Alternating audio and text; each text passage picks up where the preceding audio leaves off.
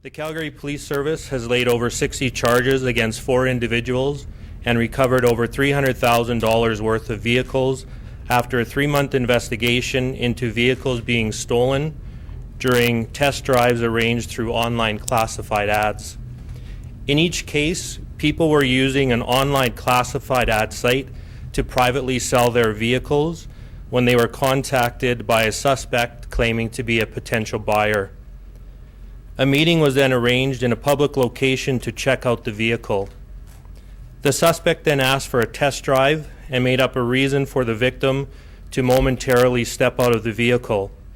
Once the victim stepped out, the suspect drove the vehicle away.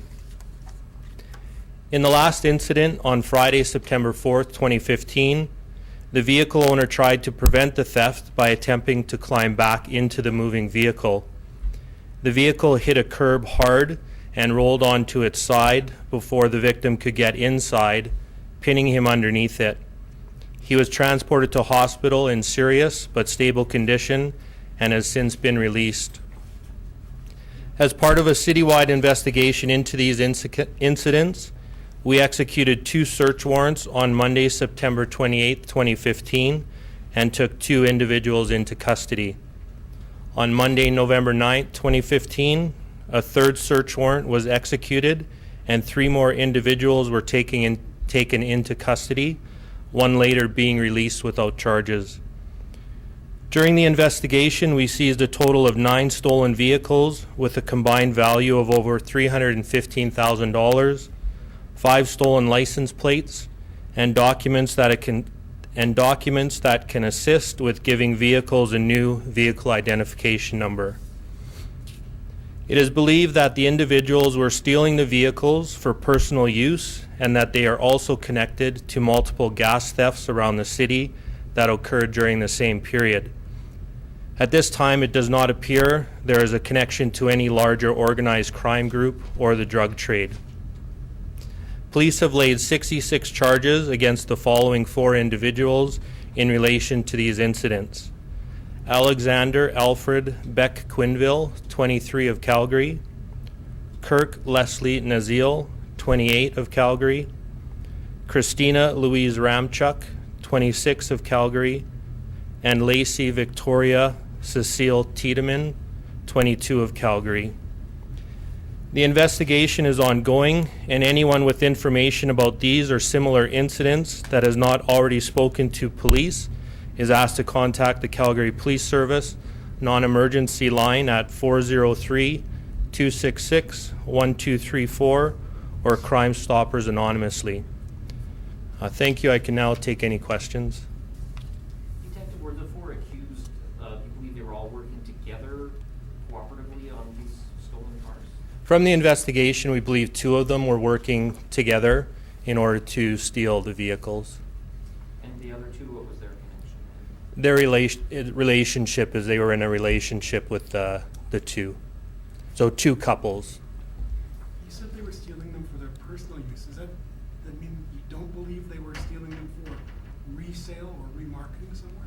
From our investigation, it was strictly they just had the vehicles and were using them in their daily lives. Joyriding.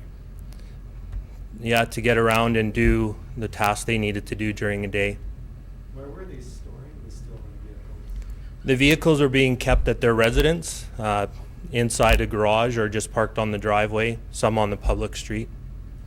What would you say? I mean, there's obviously it's kind of scary. A lot of people sell things online in this city. What would you say? I mean, buyer beware, don't sell things online. What would you do here? I wouldn't say don't sell things online. I think that's a good avenue to sell your things. Specifically in these cases, I think if the victim had been with another person, it would likely have prevented these incidents. Also in this case, the people were convinced to get out of their car. So I would just caution people, don't get out of your car at any point and make sure that you keep those keys in your hand. Can you explain exactly, is that part of the investigation? Can you explain how they were convinced to get out of their car? Was it like, can you go check this? Can you do that? Like, what were they doing exactly? Yeah, they were just asking kind of a generic everyday question you might ask someone if you were selling your vehicle, and that convinced the people that it was okay, so they obliged and got out of the vehicle, at which time the victim drove away. Police in other cities have talked about, or they've established and talked about here, having places where, near police stations and public areas where these kinds of transactions can take place, at least within sight of a police station. There's officers in the area. Any more consideration to that here? I don't know if that'd be your avenue or whether you think that's a good idea. I don't know if that would help in this situation. These occurred in public places, in parking lots.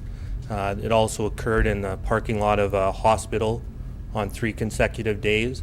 So it was a crime that was just kind of an everyday thing where I don't think it would look suspicious to any outside people looking in. So it seems the victims were trying probably to follow some of the advice, like sell your vehicle, do the transaction in a public place, etc. Is there any more other than what you just mentioned of what they could do? Like, I guess a lot of people are thinking of due diligence when they're trying to sell their vehicles this way, but what else can they do? I guess potentially you could ask a person to see a driver's license, maybe take a picture of that with your phone. Try and meet in an area where you know there's going to be video surveillance available to police, and that the person that might want to steal your vehicle would realize it's there. That may prevent them from doing it. I'm still trying to wrap my head around, you said they were keeping these vehicles for their personal use, but another thing you said was they had material with which, or paperwork with which they could change a VIN number. So why would they be changing the VIN number if they weren't going to resell or remarket the vehicle? Were they going to keep it forever for themselves?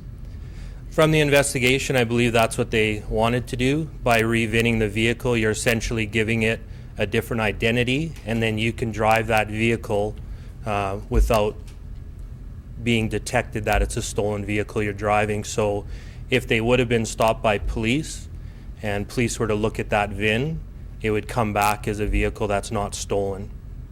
So that would allow them to be able to keep the vehicle and drive it. It seems pretty sophisticated for people in their early 20s to understand the system that well. Yeah, I don't know how they knew how to do this, where they would have gotten the knowledge, but I can tell you that it's not something that you can readily do. It seems also kind of bold that they intended to steal vehicles, use them for their personal use, and keep driving them around Calgary like they were stolen vehicles. How would you describe that kind of method? I can't really comment about what their feelings were and whether it was bold to them or not. They weren't taking any actions to use the vehicles for any other type of crime. So I think the vehicle's stolen. There's plenty of those vehicles out on the streets of Calgary. So I think they could easily drive in traffic and go undetected. What kind of vehicles are we talking about here?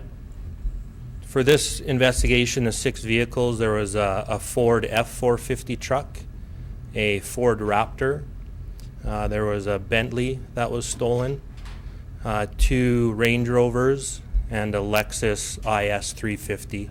So typically higher end vehicles. I was going to say, at least they have good taste in vehicles. And the man, sorry, Go ahead, go ahead. I was going to ask more about the man that was injured trying to prevent his vehicle from being stolen. I guess what would you say about taking that kind of action when this happens? I think it's a natural reaction. I don't think this person did anything out of the ordinary. I think he just tried to get back into his vehicle when he realized what happened or what was happening, and unfortunately he was injured in the incident. And the 4 accused, do you know if they're all out on bail or still in custody? 3 will be out. I'm not sure about the 4th. Getting back to that sort of knowledge that they needed to be able to pull this off in terms of the re-registered or re-VINning of the vehicle, did any of them by chance work at a registry? No.